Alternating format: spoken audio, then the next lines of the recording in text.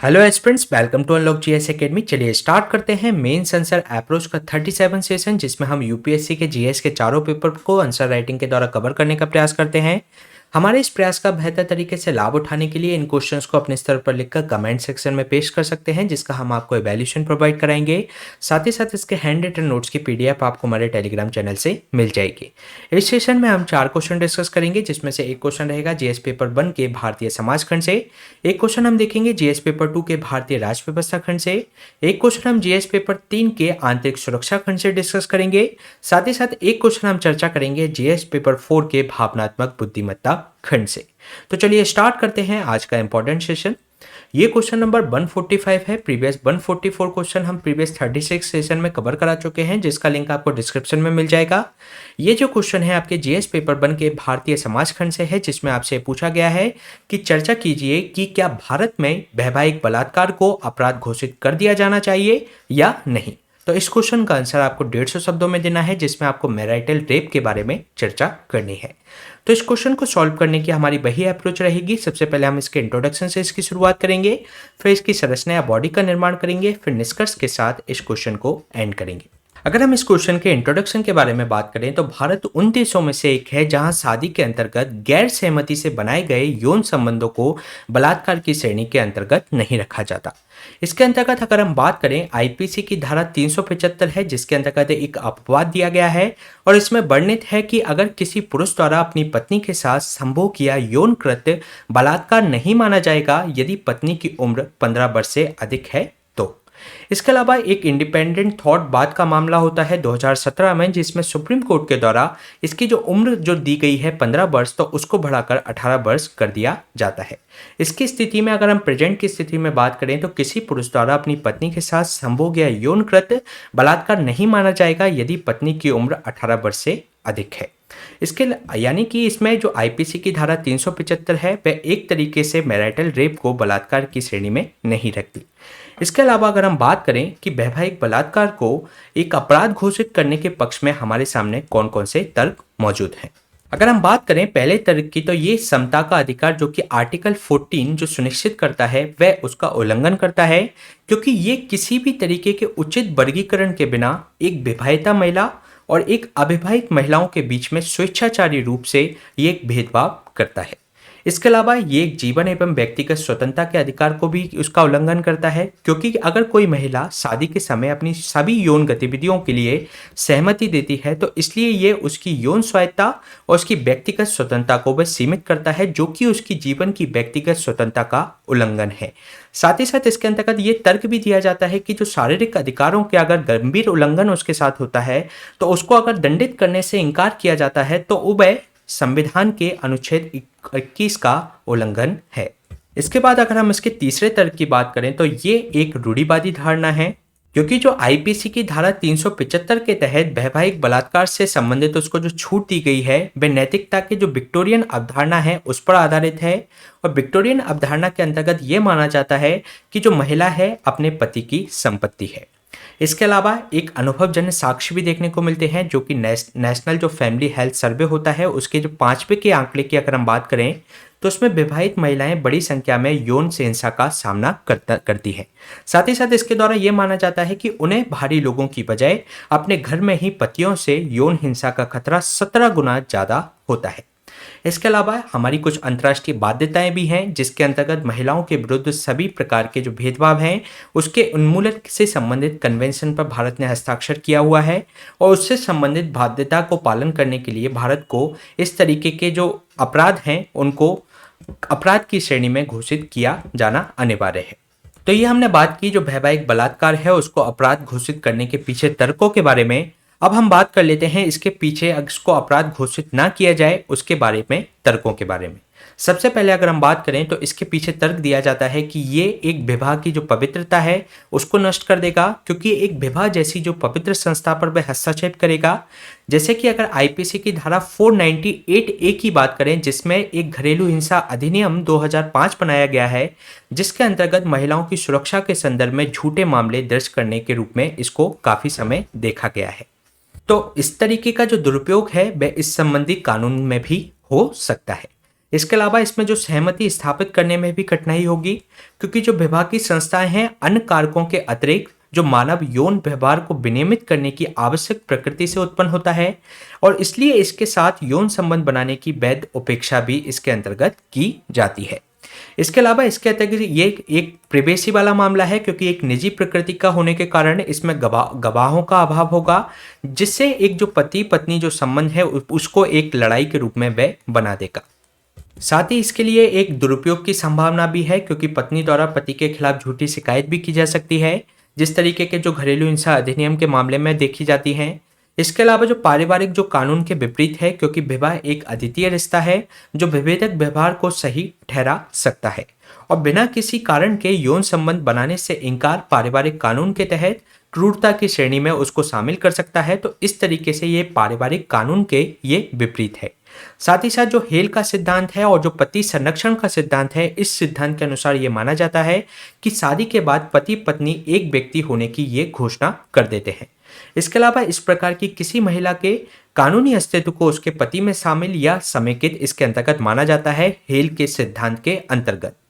तो वैवाहिक बलात्कार को कानून के रूप में इसको शामिल करना, तो ये हेल के सिद्धांत को भी ये विरुद्ध में होगा। तो ये हमने बात की कि इसको अपराध घोषित क्यों नहीं किया जाना चाहिए, इसके बारे में तर्कों के बारे में। अगर हम इसके निष्कर्ष की बात करें तो विवाह स्त्री एवं पुरुष दोनों के लिए समानता पर आधारित एक रिश्ता है।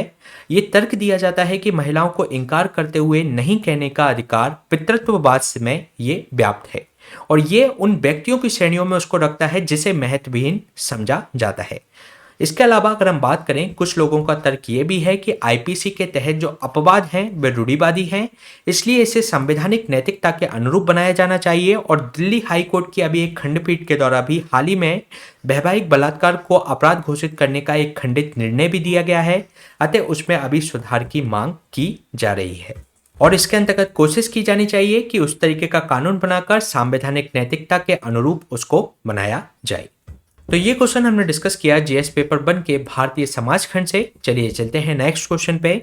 नेक्स्ट क्वेश्चन है आपका कि आलोचनात्मक मूल्यांकन कीजिए कि क्या आदर्श आचार संहिता यानी कि मॉडल कोड ऑफ कंडक्ट की जो वैधानिक समर्थन प्रदान करना भारत में स्वतंत्र एवं निष्पक्ष निर्वाचनों में योगदान करेगा।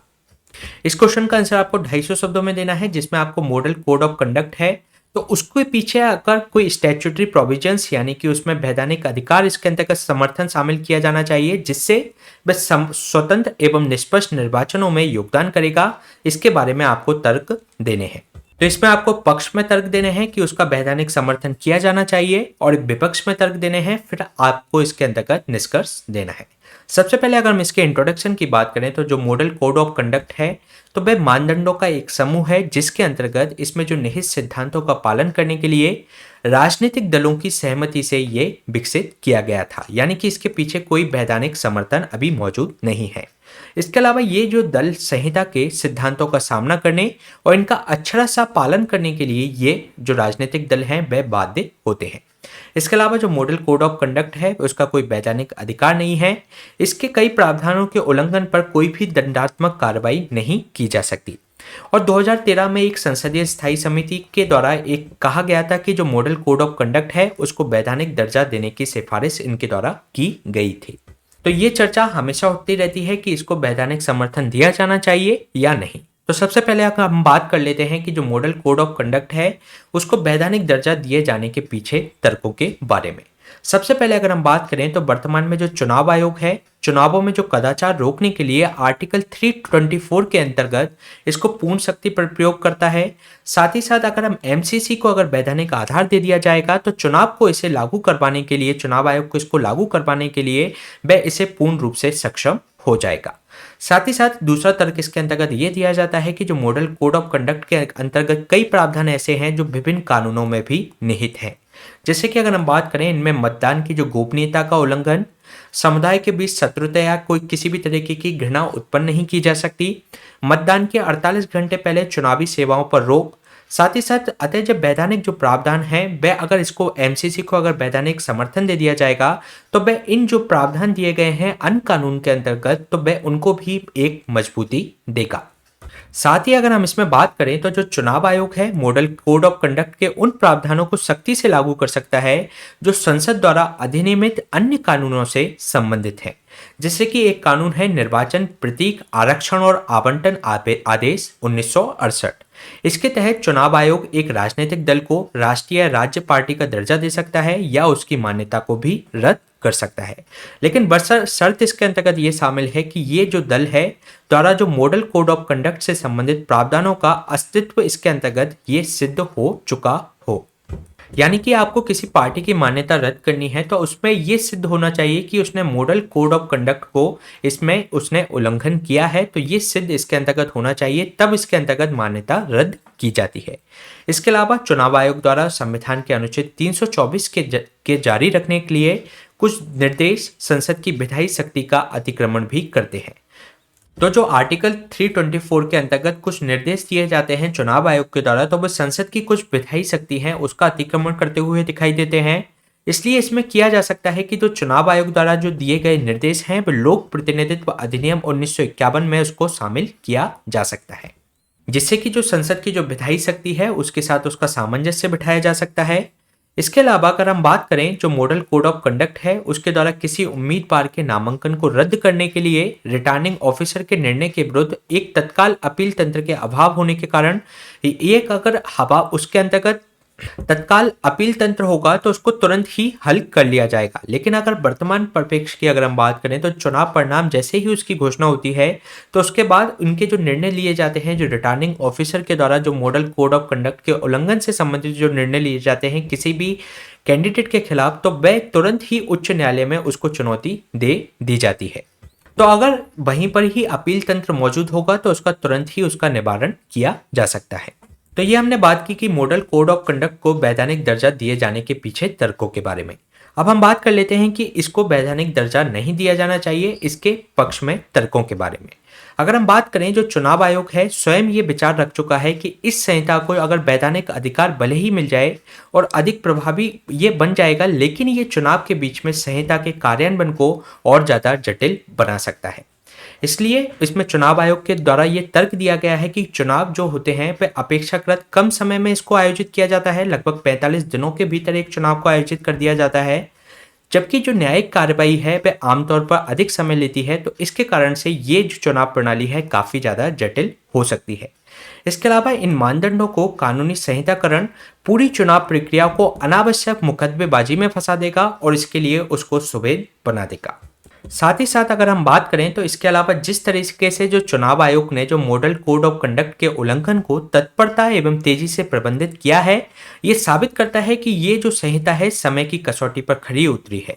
इसके अलावा इसलिए इसे संहिता को लागू करने से स्थापित करने के लिए तरीके के रूप में इसको मान लिया जाना चाहिए और इसको किसी भी तरीके का वैधानिक समर्थन प्रोवाइड नहीं कराना चाहिए। तो ये हमने बात की इसके विरुद्ध में तर्कों के बारे में। अगर हम इसके निष्कर्ष की बात करें तो स्वतंत्र और निष्पक्ष चुनाव लोकतंत्र का आधार होता है, जिसके लिए मॉडल कोड ऑफ कंडक्ट अत्यधिक प्रभावी साबित हुई है।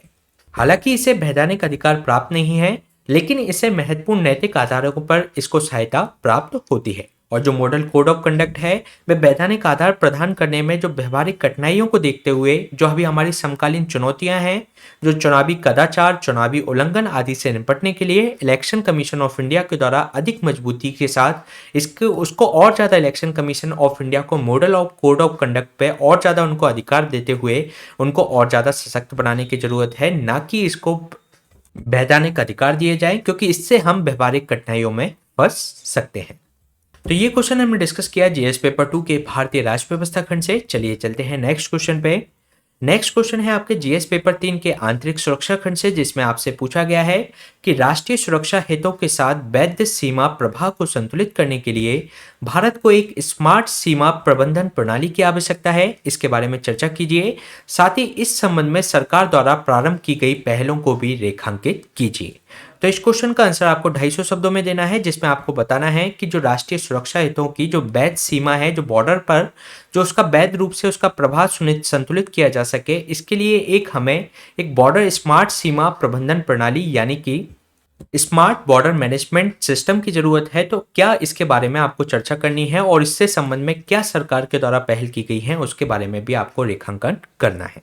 तो सबसे पहले हम इसके इंट्रोडक्शन से इसकी शुरुआत करेंगे, जिसके अंतर्गत हम बताएंगे कि जो घुसपैठ, सीमा पार आतंकवाद, अवैध प्रवास और तस्करी जैसे दुर्भावनापूर्ण कृत्यों को नियंत्रित करने के लिए स्मार्ट सीमा प्रबंधन आवश्यक है।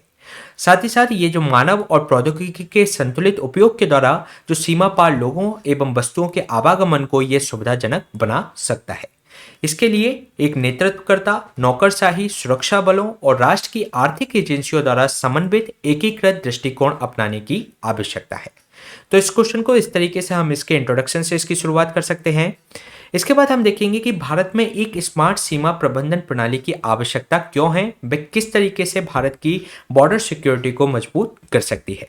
तो सबसे पहले इसकी जो अगर हम देखें तो ये भारत की एक लंबी सीमा रेखा है। अगर हम इसकी स्थलीय सीमा रेखा की बात करें तो वह 15,000 किलोमीटर की है, जबकि तटीय सीमा है वह 7,500 किलोमीटर की है।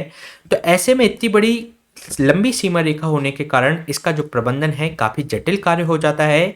इसलिए हमें स्मार्ट सीमा प्रबंधन प्रणाली की आवश्यकता है।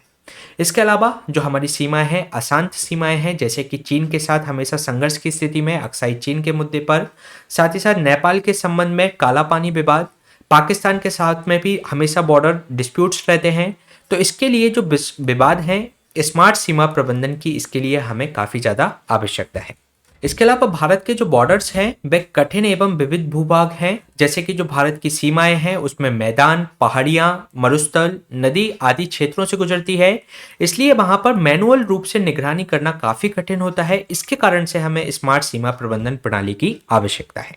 इसके अलावा अगर हम बात करें तो जो पश्च भूमियां हैं, यानी कि जो हिंटरलैंड है, उससे निम्न कनेक्टिविटी है। जो मैन भूमि है भारत की, उससे निम्न कनेक्टिविटी देखने को मिलती है बॉर्डर क्षेत्र में। और इस अवसंरचना के अभाव के कारण जो सुदूर सीमावर्ती क्षेत्रों में महत्वपूर्ण वस्तुओं की आपूर्ति समय पर सुनिश्चित नहीं हो पाती, इसलिए भी हमें इसकी रिक्वायरमेंट है। साथ ही साथ जो अवैध प्रवास होता है, भारत के कई पड़ोसी देश अभी राजनीतिक और आर्थिक अस्थिरता से गुजर रहे हैं। ऐसे में जो इन्फिल्ट्रेशंस हैं वह लगातार बढ़ते हैं, जो कि हमारे जो जनसांख्यिकी अनुपात है, जो डेमोग्राफिक, उसको लगातार चेंज करते हैं। साथ ही साथ ये सांप्रदायिक तनाव को भी बढ़ाते हैं। इसके अलावा जो अपराध और सिंडिकेट्स हैं, जो सीमावर्ती जो क्षेत्र हैं, उसको प्रतिबंधित जो सामग्री है, हथियार है, गोला बारूद है, साथ ही साथ ड्रग्स की भी इनके द्वारा तस्करी की जाती है। तो इसके लिए ज़रूरत है इस स्मार्ट सीमा प्रबंधन की आवश्यकता है। तो यह हमने बात की इसके बारे में कि हमें क्यों आवश्यकता है। अब हम देख लेते हैं कि सरकार द्वारा इसके संबंध में क्या क्या पहल की गई है। तो सबसे पहले इसमें इस सिस्टम का ध्यान रखिएगा, व्यापक एकीकृत सीमा प्रबंधन प्रणाली यानी कि CIBMS। इसके अंतर्गत ये जो 5 परत सुरक्षा प्रणाली है, जिसका उद्देश्य है D4R2 सिद्धांत। D4R2 के अंतर्गत जो 4 D हैं और 2 R है, और इन 4 D का मतलब यह है कि रोकना यानी कि डिटर, पता लगाना यानी कि डिटेक्ट करना, अंतर करना यानी कि डिस्क्रिमिनेट करना, विलंब करना यानी कि डिले करना। इसके अलावा 2R का मतलब है प्रतिक्रिया करना यानी कि रिस्पॉन्ड करना, और पुनर्बहाली करना यानी कि रिकवरी करना। इसके अलावा जो CIBMS है वह एक कम प्रकाश वाले CCTV कैमरे, thermal imaging, night vision device, निगरानी जो राडार हैं, लेजर बीम है, भूमिगत सेंसर्स हैं, उसका उपयोग भूमि, जल के भीतर, वायु और सुरंगों के माध्यम से वह घुसपैठ का पता लगाने के लिए इस CIBMS का उपयोग किया जा सकता है। साथ ही साथ त्वरित एवं सूचित निर्णय निर्माण के लिए जो जनशक्ति सेंसर और जो आपके नेटवर्क, खुफिया और कमांड एवं नियंत्रण समाधान का एकीकरण इसके अंतर्गत शामिल किया जाता है। यानी कि टेक्नोलॉजी और जो मानव है वह एक दूसरे से कोऑर्डिनेट करके इसके अंतर्गत त्वरित एवं सूचित निर्णय निर्माण करते हैं, और ये एक बेहतर बॉर्डर सिक्योरिटी को सुनिश्चित करता है। इसके अलावा अगर हम बात करें, एक दूसरा सिस्टम है पैरामीटर इंट्रूजन डिटेक्शन सिस्टम यानी कि PIDS। इसमें कई प्रकार के जो सेंसर्स और लॉन्ग रेंज रिकॉग्निजेंस ऑब्जर्वेशन सिस्टम, जिसको लॉरॉस कहा जाता है, इसके अंतर्गत शामिल है। ये रणनीतिक क्षेत्रों में इनकी तैनाती की प्रक्रिया अभी चल रही है, कई जगह लगा दिए गए हैं और कई जगह ये अभी प्रक्रिया जारी है। ये घुसपैठिए जो होते हैं अन्य खतरों को पता लगाने और उनकी पहचान करने, और इसमें यह भी है कि वह उनकी मेमोराइज भी कर लेता है, यानी कि अगर फिर से उनका इन्फिल्ट्रेशन होता है तो उसको मेमोराइज करके उनको डिटेक्ट कर सकता है। इसके अलावा एक सीमा प्रबंधन विभाग है जिसके अंतर्गत तटीय क्षेत्रों, विशेष रूप से जो तट के निकट जो उथले क्षेत्र हैं, उनकी गश्त, उनकी निगरानी के लिए तटवर्ती पुलिस की अवसंरचना और क्षमता को मजबूत करने के उद्देश्य से तटीय सुरक्षा एजेंसियों को कई चरणों में इसको क्रियान्वित किया जा रहा है, सीमा प्रबंधन विभाग को। इसके अलावा जो हमारी जो सीमावर्ती क्षेत्र हैं वहां पर निम्न कनेक्टिविटी है, अवसंरचना प्रॉपर नहीं है, तो उस मुद्दे के समाधान के लिए सरकार ने जो बॉर्डर सिक्योरिटी ऑर्गेनाइजेशन है, जो केंद्रीय लोक निर्माण विभाग के अंतर्गत ये भागीदारी करते हुए सीमा पार सड़कों को जोड़ने में ये कार्य चरणबद्ध तरीके से लगातार कर रही है। तो ये हमने बात की इसके जो सरकार के द्वारा इससे संबंध में जो पहल की गई है उसके बारे में। अगर हम इसके निष्कर्ष की बात करें तो सरकार ने इस दिशा में आवश्यक कदम उठाए हैं, फिर भी ये सुनिश्चित करने की आवश्यकता है कि सभी हितधारक एक दूसरे के साथ सन्निकट समन्वय इसके अंतर्गत सुनिश्चित करें। साथ ही साथ जो सीमा प्रबंधन में किसी भी तरीके की चूक से सुरक्षा संबंधी बड़ी समस्या उत्पन्न हो सकती है, जैसा कि हमने 2008 में देखा था, जो कि हमारा मुंबई पर एक काला धब्बा है, जो कि जिस तरीके से मुंबई पे हमला हुआ था ताज होटल पे, तो वह उससे हमें सीखते हुए आगे उसको और ज़्यादा मजबूत करने की आवश्यकता है। तो ये क्वेश्चन हमने डिस्कस किया जीएस पेपर 3 के आंतरिक सुरक्षा खंड से। चलिए चलते हैं नेक्स्ट क्वेश्चन पे। नेक्स्ट क्वेश्चन आपके जीएस पेपर 4 के भावनात्मक बुद्धिमत्ता खंड से है, यानी कि इमोशनल इंटेलिजेंस से है, जिसमें आपसे पूछा गया है कि क्या आप इस विचार से सहमत हैं कि चारित्रिक प्रकृति यानी कि जो जेनेटिक होता है या ना कि परवरिश किसी व्यक्ति की भावनात्मक बुद्धिमत्ता का निर्धारण करती है। यानी कि इसमें आपसे पूछा गया है कि जो इमोशनल इंटेलिजेंस होती है यानी कि भावनात्मक बुद्धिमत्ता होती है वह जेनेटिकली रूप से होती है या उसको परवरिश द्वारा यानी कि उसको नर्चर के द्वारा उसको विकसित किया जा सकता है। तो इसके बारे में आपको इसमें चर्चा करनी है 150 शब्दों में। तो इस क्वेश्चन को सॉल्व करने की वही अप्रोच, सबसे पहले हम इसके इंट्रोडक्शन में जिसमें हम बताएंगे कि भावनात्मक बुद्धिमत्ता होती क्या है। अगर हम बात करें भावनात्मक बुद्धिमत्ता की तो ये व्यापक रूप से अर्थ अगर हम इसका देखें तो ये अपनी और आसपास के लोगों की भावनाओं के बारे में जागरूकता एवं समझ होना ही भावनात्मक बुद्धिमत्ता कहलाता है। यह हमारी भावनाओं को प्रभावी रूप से प्रबंधित करता है और संबंधों को सकारात्मक तरीके से पोषित करने में भावनात्मक बुद्धिमत्ता महत्वपूर्ण भूमिका निभाती है। इसमें अनेक क्षेत्रों में हमारे व्यवहार, हमारे उनके परिणाम को प्रभावित करने की भी क्षमता होती है, चाहे वह हमारे सामाजिक संबंध हो, चाहे हम किसी प्रोफेशनल्स में हो, तो वह भावनात्मक बुद्धिमत्ता सभी क्षेत्रों में हमारे लिए एक लाभकारी परिणाम लेकर आती है। इसके अलावा अगर हम बात करें जो कुछ व्यक्तियों के लिए दूसरों के इरादे और व्यवहार को समझना मुश्किल होता है, जबकि कुछ में प्रभावी संवाद करने और जटिल मुद्दों को बहुत जल्दी हल करने की उनके अंतर्गत क्षमता होती है। इसने भावनात्मक बुद्धिमत्ता के संदर्भ में ये एक तरीके से विवाद उत्पन्न होता है, क्या ये जन्म से ही होती है भावनात्मक बुद्धिमत्ता या इसको परवरिश के द्वारा नर्चर करके इसको आगे बढ़ाया जा सकता है। तो इसके संदर्भ में अगर हम बात करें तो ईआई के निर्धारण में चारित्रिक प्रकृति यानी कि आनुवांशिकता की भूमिका के बारे में अगर हम बात करें तो वैज्ञानिक प्रमाण ये बताते हैं कि जो इमोशनल इंटेलिजेंस होता है वह आनुवांशिक घटक होता है और शोधकर्ताओं ने यह पाया है कि किसी व्यक्ति का जो भी इमोशनल इंटेलिजेंस होता है यानी कि जो भावनात्मक बुद्धिमत्ता होती है उसका 10वां हिस्सा आनुवांशिक कारकों से वह निर्धारित होता है। इसके अलावा कुछ लोगों में भावनाओं को दूसरों की तुलना में अधिक दृढ़ता से महसूस कर लेते हैं वो, क्योंकि उनके पास अत्यधिक संवेदनशील तंत्रिका को मौजूद होती है जो उन्हें दूसरों के प्रति समानुभूति का अनुभव कराती है। और इसका यह भी देखा गया है कि जो महिलाएं हैं उनमें पुरुषों की तुलना में अधिक समानुभूति पाई जाती है। इसके अलावा अगर हम बात करें दो व्यक्तियों के इमोशनल इंटेलिजेंस के बारे में तो इसको हम एक जैविक अंतरों को भी उसके अंतर्गत जिम्मेदार ठहराया जा सकता है, यानी कि उनके बीच में जो बायोलॉजिकल डिफरेंसेस हैं यानी कि वह उसी को और संकेतित कर रहा है कि जेनेटिक्स रूप से भी इनको एक तरीके से ये डेवलप होते हैं। तो दो व्यक्तियों के बीच जो इमोशनल इंटेलिजेंस है उनके बीच जो जैविक अंतर है उसको भी इसके लिए अलग अलग होना भी इसके लिए जिम्मेदार ठहराया जा सकता है। इसके बाद अगर हम बात करें परवरिश के द्वारा यानी कि नर्चर के द्वारा इमोशनल इंटेलिजेंस को ये प्रभावित कर सकता है। जैसे कि अगर हम बात करें जुड़वा बच्चों की तो उनका अगर अध्ययन किया गया और अलग अलग घरों में जो कि एक जुड़वा बच्चे को दो हैं तो इसको एक अलग घर में भेजा गया, दूसरे को अलग घर में, तो अलग अलग घरों में पाले गए जो जुड़वा बच्चे थे उनमें भावनात्मक बुद्धिमत्ता का स्तर अलग अलग था। तो इससे ये बात सिद्ध होती है कि परवरिश के द्वारा इमोशनल इंटेलिजेंस को वह प्रभावित कर सकता है। साथ ही साथ पालन पोषण के स्तर पर भी जिस परिवेश में, जैसे एकल परिवार में पला हो बच्चा या संयुक्त परिवार में पला हो, या बच्चे के माता पिता का जो व्यवसाय है, या व्यापक समाज के स्तर पर अगर हम बात करें, या और ज़्यादा व्यापक चले जाएं तो सरकार के स्तर पर अगर हम बात करें, देश की सरकार जिस स्थिति में वह पला है, तो बच्चे का पालन पोषण उस स्थिति में हुआ है तो उसका वैसा ही व्यक्तित्व उसके अंतर्गत निर्धारित हो जाता है। इसके अलावा बचपन की जो कठिन परिस्थितियां हैं वह भी एक तरीके से निर्धारित करती हैं, क्योंकि कई वयस्क में ऐसा देखा गया है कि जिनका बचपन मुश्किल भरा रहा, उन्हें अपनी भावनाओं को व्यक्त करने में काफ़ी कठिनाई अनुभव होती है। इसके अलावा अगर हम बात करें, इसमें सामाजिक कौशल का भी विकास होता है, जैसे कि बच्चे जो प्राय है अपने माता पिता, शिक्षकों से समानुभूति और दूसरों के व्यक्तिगत स्थान का सम्मान करना सीखते हैं।